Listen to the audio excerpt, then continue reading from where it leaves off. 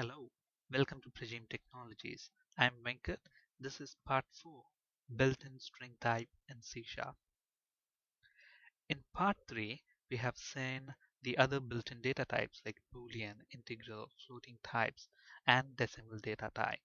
Okay, in this session, we'll be looking at string types. From part 1, we have already seen, we have already been working with strings. For example, we have printed a string welcome to C Sharp training, and we also have accepted some input from the user and then concatenate that with the hello word and output to the screen. So in this session, we will see, string type and various things that we need to keep in mind when working with strings.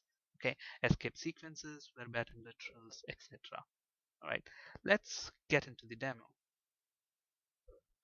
Okay, so in C Sharp, a string is basically enclosed within double quotes. So double quotes basically have a special meaning, in C Sharp. They are used to indicate the beginning and end of a string. For example, if I have to store the name of a person, then probably I will have to use a string variable name equals whatever is the name of the person. For example, let's say Prajim.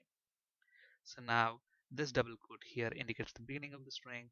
This double quote indicates the end of the string. Now,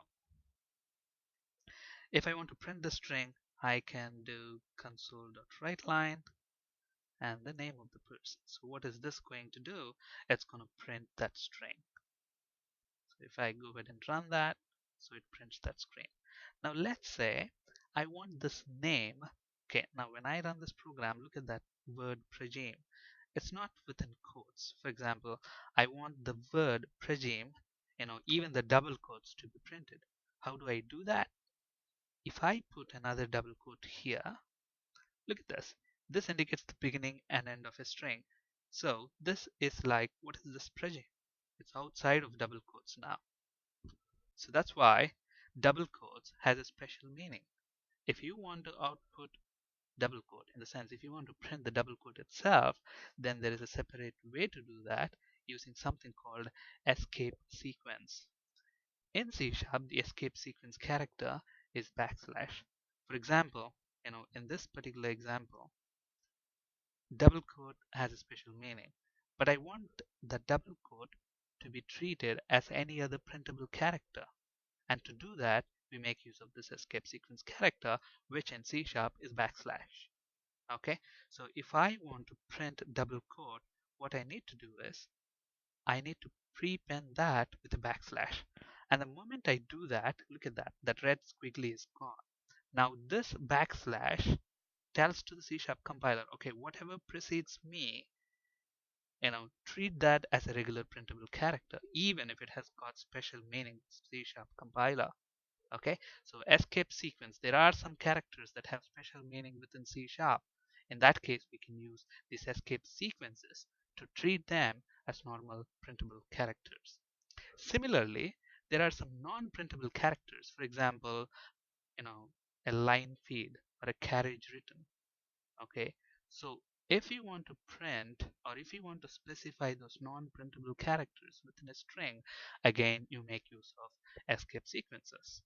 Okay, let's complete this example first. I want the Prajim word to be within double quotes. So what I can do, I can escape the double quote with a backslash. And now if I go ahead and run this program, look at that. Prajim is, surrounded by double quotes as expected. So there are different, escape sequence characters within C Sharp. And if you want to have a look at them, look at MSDN article, there are different escape sequence characters. For example, if I want a string within single quotation mark, then I would say backslash single quote. Or if I want a new line character after every word that I print, then I use backslash. And let's do an example with this new line character so that you understand that better. So for example, okay, I want to print 1, 2, 3 in 3 different lines. Okay, now to do that, I can make use of this backslash n, because if you look at this one, \n is the new line character.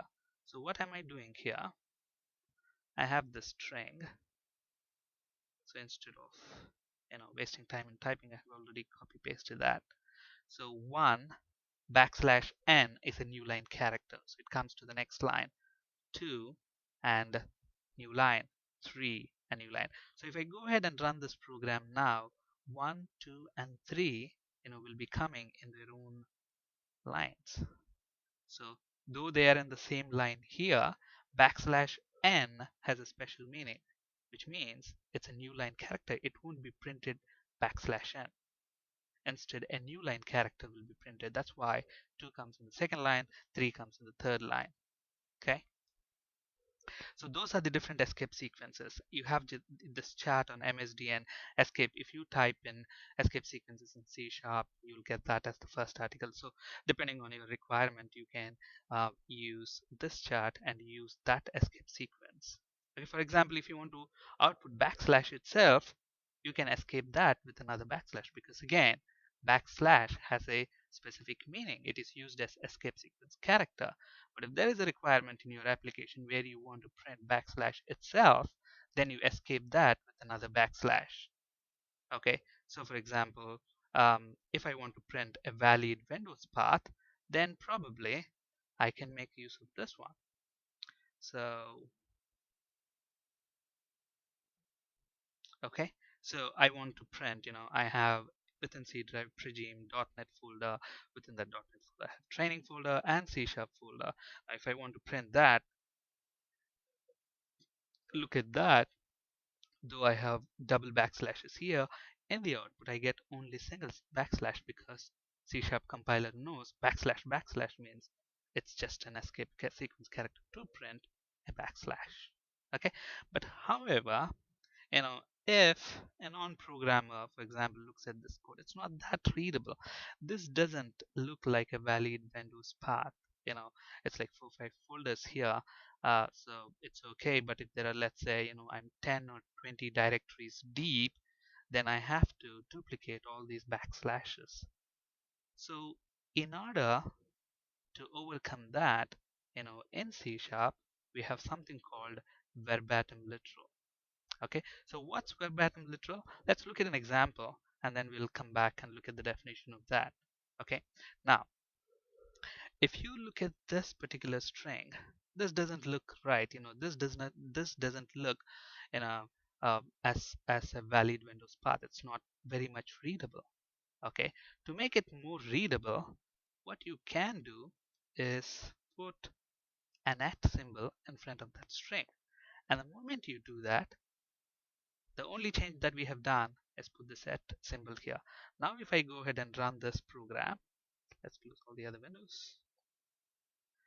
You look at this, now it outputs,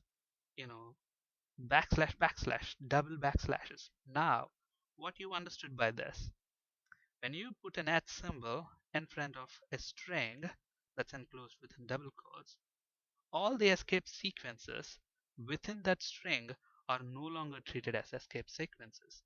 Instead, they're treated as regular printable characters. Okay, so if you want to treat escape sequences as regular printable characters, then you can make use of verbatim literal. Okay, so when do you actually use these verbatim literals? For example, this is a very good example because if you want your program to be more readable, if you want a valid Windows path look like a valid Windows path, then make use of verbatim literals. Now if you can actually go ahead and remove that extra \/ there, and it looks much readable. So if we go ahead and run this now, look at this, the program is much readable now. Okay, so that's verbatim literal. So in this session, we have seen the string type. You basically enclose the string type in double quotes, and there are certain, special characters which have special meaning with C# compiler, like single quote, double quotes, etc. Now, if you want to treat them as regular printable characters, then we make use of escape sequences. In C#, the escape sequence character is \. Okay, so if you want to print a double quote, you would say \/ double quote. If you want to print a single quote, backslash single quote.